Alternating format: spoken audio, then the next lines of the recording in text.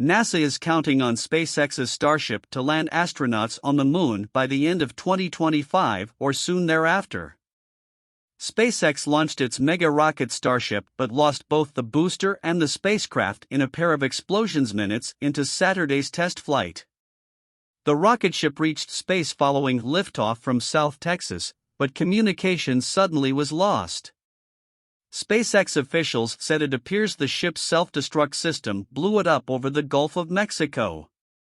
The flight came to an end as the ship's engines were almost done firing to put it on an around-the-world path.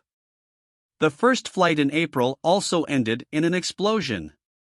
On Saturday, about 3 minutes into flight, the separated booster also exploded over the Gulf.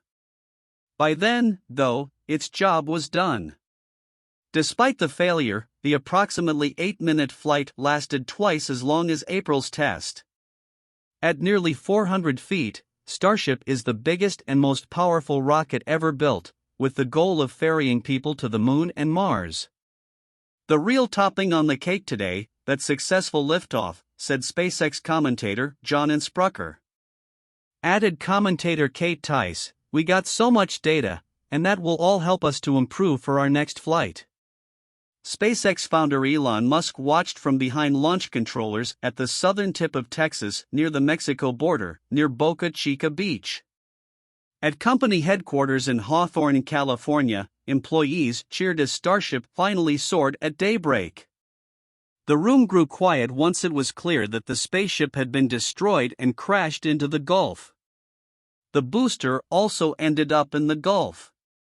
SpaceX had been aiming for an altitude of 150 miles, just high enough to send the bullet-shaped spacecraft around the globe before ditching into the Pacific near Hawaii about 1.5 hours after liftoff, short of a full orbit.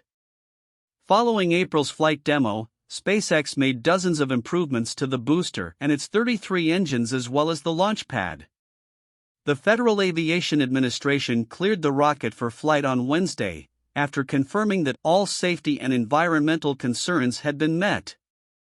NASA is counting on Starship to land astronauts on the Moon by the end of 2025 or soon thereafter.